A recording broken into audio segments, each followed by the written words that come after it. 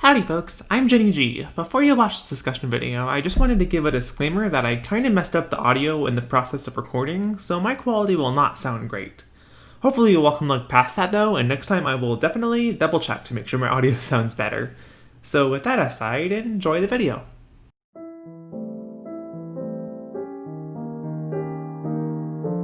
So hello everyone, today we are discussing the game Superliminal, and with this very special guest, RyGuy335. So, RyGuy, how about you introduce yourself?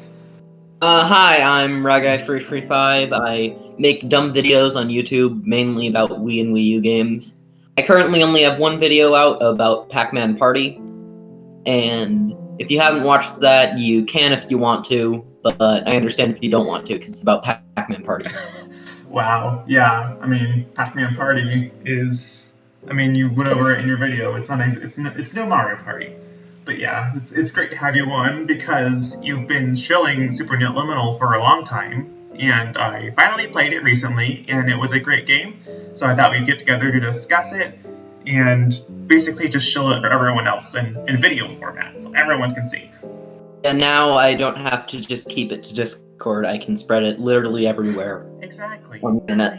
Easy introduction to the worlds, and indoctrination for Superliminal. So, first we should explain what Superliminal is, and RyGuy, you're more versed in this game, so how about you do that for us? Yeah, Superliminal at its core is a game about perspective. So what you see and how you see it, that's how it is. So say you place a block about 10 feet away from you, and it looks like the block is huge, but it's actually just the same size. But if you place it down, it's huge there. It's kind of like how you pretend when someone's far away, you like pretend to squash them or something, or just like pretend they're small, something like that. Except instead they actually are. It's kind of like that as a full game, where you really have to think like outside of the box of what you're used to in real life. Like at first it just starts with the thing you described of like making objects that seem small become big, but it also, there's other things they do, from like optical illusions that you have to make become real, or there's these, I don't want to spoil it because there's lots of unique mechanics that are best seen for yourself, but it gets pretty wild. It really like trips you up with it. So, and yeah, there are a lot of interesting ways they take that idea and just bend it around. Like, something different. There's lots of extra content beyond the main game that like you need to, if you go off the beaten path and try something that doesn't seem like it should be possible, but you do try it anyway, you get rewarded for that, which is always a fun mechanic. Yeah, and it's to such a degree that I've played the game almost 15 times. I don't have a problem, and I'm still finding new secrets in the game. Yeah, it's a very similar design philosophy to Portal and Portal 2. Like, it's a first-person game, it's very puzzle-focused, there's lots of focus on the creativity of different ways of solving a puzzle, and it's also a somewhat short game, similar to Portal 1, where it just kind of makes the most of its runtime. Like, you've been chilling this game for a while, so I was going to ask, like, to give some more in-depth thoughts about what you like about it. Well, what I really like about it the most is just, well, first of all, the ending. The end of the game is probably like the best part of it, just like it all builds up to that, and then you have this really inspiring ending. And you have this whole speech from pretty much the only character of the game, Dr. Glenn Pierce. Yeah. And I really feel like just going up to that part of the game, I wasn't really expecting much of this. I'd been told the ending was pretty good for a review, but I was not expecting it to be that good. It just really inspired me, and it's what really made me like the game at first.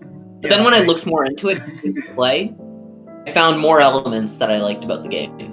Like how it's completely optimized for speedruns. They give you multiple achievements for playing the game fast, and the game you really find after you've solved these simple puzzles. The puzzles are simple enough that you could probably speedrun it and memorize all of them. And that's what I like about it. It's just, even if the puzzles are easy there, you can use those ideas just to do a very easy speedrun. And that has made the game actually a very popular speedrunning community. And then on the complete opposite side, as you mentioned before, there are a lot of secrets in the game that you can find, and just looking for them It's one of my favorite parts of the game, and just overcoming these obstacles that you be able to think you'd be able to overcome. Absolutely, yeah. I feel most of the same. I haven't played it as much as you have because I've only gotten it recently, and I've done one playthrough plus a little bit of just looking at like going through some stuff again just to refresh my memory on it for this discussion. And I feel mostly the same. Like I like how much inventiveness there is to the puzzles, and there's also them where they're very unconventional. Like some of them are very unconventional in how you solve them, and some of them are actually pretty obvious, but it doesn't seem that way because you're not in the mindset yet of like, oh, what you perceive actually is reality. And that's like there's the mechanic about halfway through where you duplicate things when you press them instead of picking them up, they get duplicated. And one of the puzzles for that one has you needing to bring an apple to a switch to open the door and leave. And I struggled on that one for a while because there's a big fan in between the apple and the button, and I didn't know how to get past that fan because it would just blow it away into a corner of this big hall. So at first I tried to make a bunch of clones of all the apples to fill up the hall, and then I could just push one of them through. And I tried that for like 15 minutes until I just realized if I'm looking at the apple from where the button is, it'll just duplicate it next to me. And I was like, oh, I could have just done that the whole time. But that puzzle actually really tripped me up too. Yeah. I ended up having to use a guide. I had no idea what to do there. Mm-hmm. That was one of two game where I actually had to use a guide to figure out what to do. The other one was a little earlier in the game where you're out into this empty room where it tells you this is where you should be exiting. And they don't tell you anything. What I realized after looking at a guide was you actually have to grab the moon out of the sky and take it all the way down. Oh yeah, that moon one. That's not something you'd expect to do. Yeah, I feel like I wonder if that was like an homage to Portal 2, because I guess we'll get into that subject. Like this game definitely has inspiration from Portal. Like there's the storytelling is similar too because there's audio logs you hear from characters that you don't actually see. And at first I thought it would just it's just kind of a little Portal light version. Like it's not like as good as Portal, but I still like it so far. But what I like about it is the ending. I won't spoil it. Like the one you mentioned as being really effective is the ending is very distinct and different from Portal, which I liked because it felt like it was sort of playing with your expectations of this type of game, and it did something very unique and, like you said, even inspiring, which I think was a neat direction to go. It's different than I expected, both in the puzzles and the storytelling, and I think that's a really cool thing to do.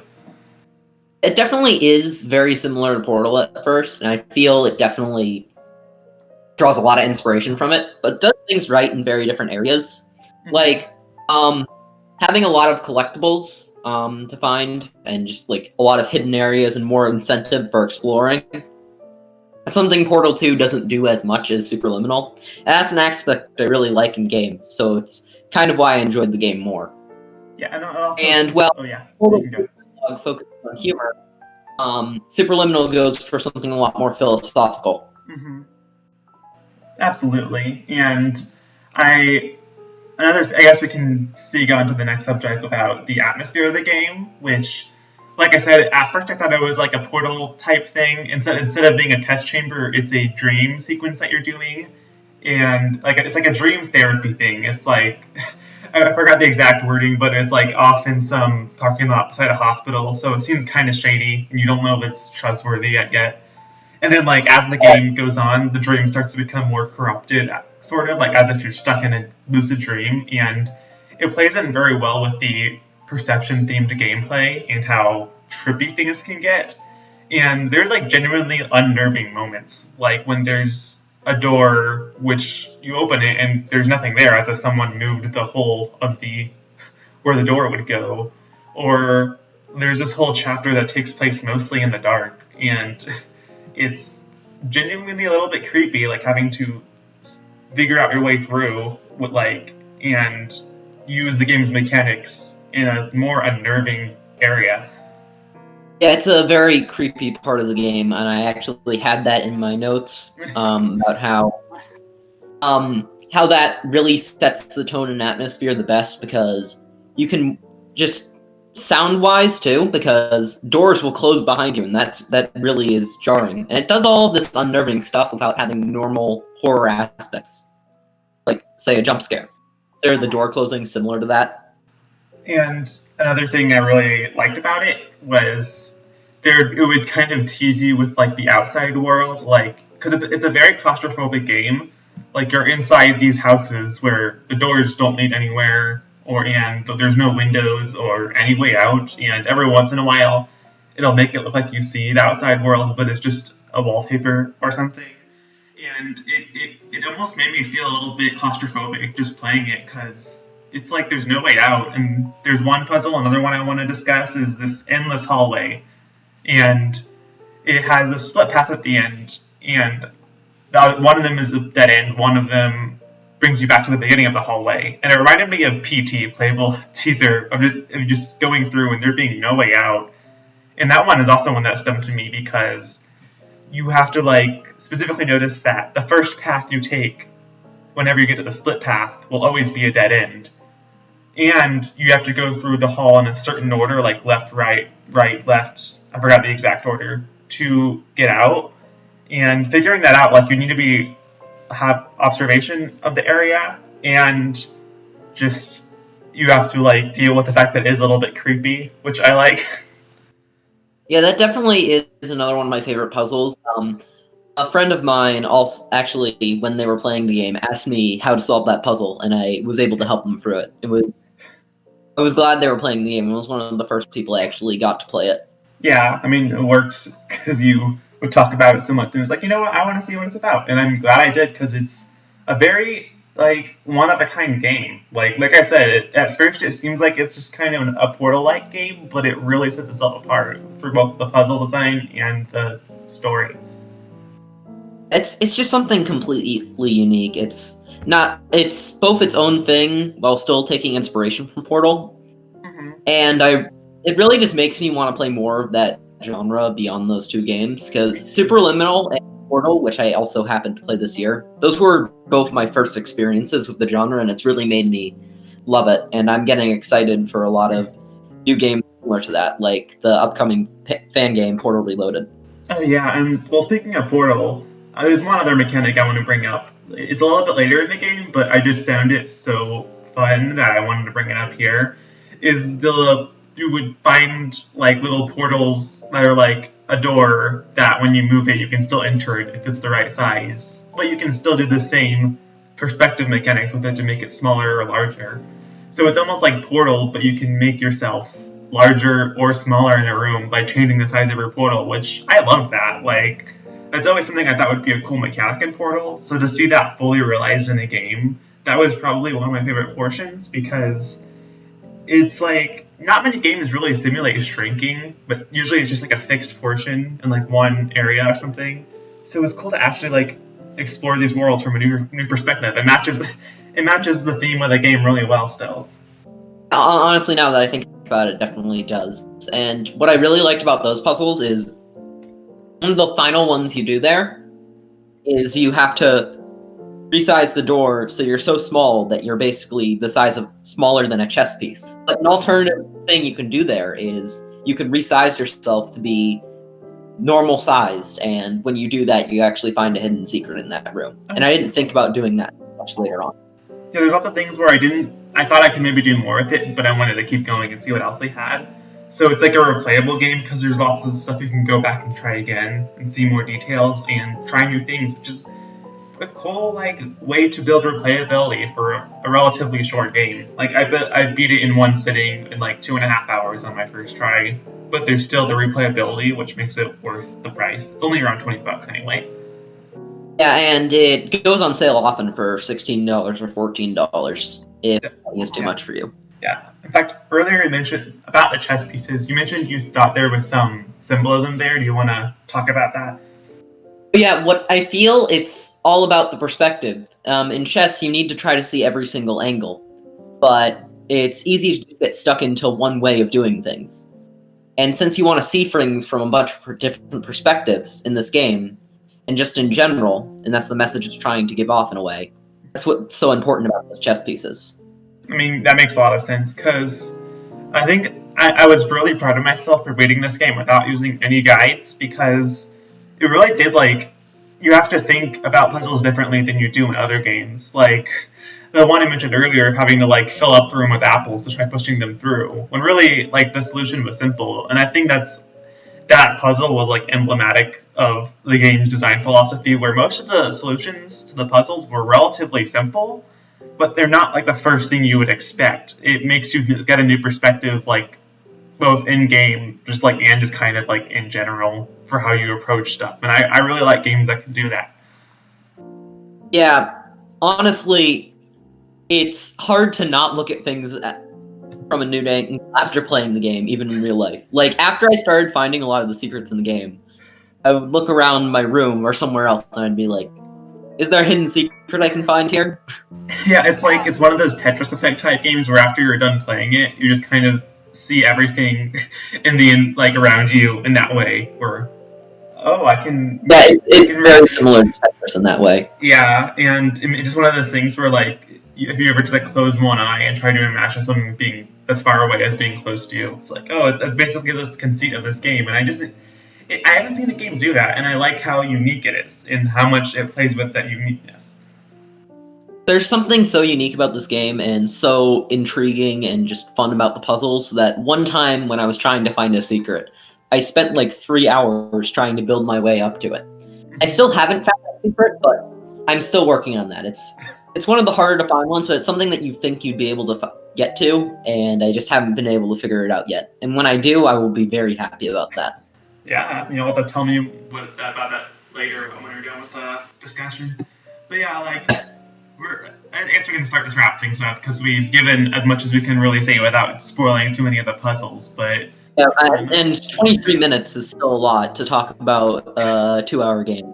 Exactly. I mean, we don't want to give away all its secrets. But yeah, my final thoughts is that it's just a unique game. Like, I want everyone to play it, because even if someone doesn't like it, it does have its flaws. Like, it is a little bit short, and every once in a while I think there's a puzzle that doesn't go as far as it can. So it's not like a flawless game, but it's just so interesting. It's so, like, intricately designed and making me look at things through a new perspective that I have this appreciation for it, and I want other people to play it so they can just see this perspective. And it's one of those games where I recommend going in almost completely blind. Like, I mean, we mentioned some things, but we didn't really scratch the surface on all the puzzles. So just go in blind, play through it in like 1 or 2 sittings, and see how your perspective changes about it. And I guess, Fry, you can give your final thoughts now. Yeah, it's strange how much I like this game, because most of the individual elements aren't anything completely outstanding. But when you tie all those pretty good individual elements with a great ending, you have one of my favorite games of all time. And it's something that once you play more, you just continue to find new things. And we talked about that, and it's like, that's probably my favorite part of the game, just how it continues to expand. Even if that's also my biggest problem with the game, because sometimes it's frustrating how much there is. Yes, I recommend everybody play this game as soon as possible, because it's very good, and I will continue to talk about it on Twitter and Discord and wherever I can, just to make sure that everybody plays it, because it's very good, and more people should play it. Exactly. Now you have this discussion. You can stick it on to people. Be like, hey, listen to this. This give you some more detailed insight about why you should play the game. Yeah. Yeah. So really just send this to one, and then bam, instead of having to write a 7-paragraph essay about why this game is amazing, I can just send this discussion video, and that'll be enough. Exactly. Yeah. Much easier. Only like a 20-minute long video. Not too bad. Yeah. I mean, I could have gotten 2 hours out of talking about the game, probably. I mean, true. Yeah. Like there's a lot to like talk about. It just, you don't want to like give away all the secrets, because my number one recommendation for this game is, like, don't use a guide. I mean, it's fine if you need to use a guide if you're, like, really stuck, but it felt so satisfying to me to beat this game, like, without, not cheating, but without getting any other guidance, because it matches well with the theme of the game when you find a new perspective yourself, and it's just a really good game to go in without any prior knowledge. Yeah, I'd agree, and I feel like it's even more satisfying when you find these really hidden secrets without a guide. I mean, a guide a couple times during the base game, but every single secret I found, I did not use a guide for. And I found like 30 or 40 of them. It's really interesting to see each one.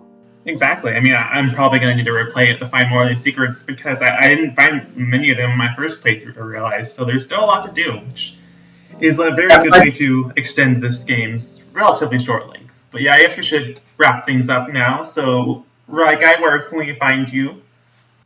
Well, mainly I have my YouTube channel. I can't say the URL because it's just a random string of characters right now, because you can't have a custom URL until you reach 100 subs. But you can check me out there. You can check me out on Twitter at RyGuy335. I post there sometimes. And you might see me around on Discord trying to get more people to play this game. Yeah, I'll be sure to link to your Twitter and YouTube in the description for this video. So be sure to check out RyGuy's content. He's also a new up-and-coming creator like myself. And for more discussions like these, you can always check back to my channel. You can be sure to like, comment, subscribe, talk about your own feelings about Superliminal if you do end up playing it after this video. And hope you all have a great week. See ya. Remember to play the game. Bye. Bye.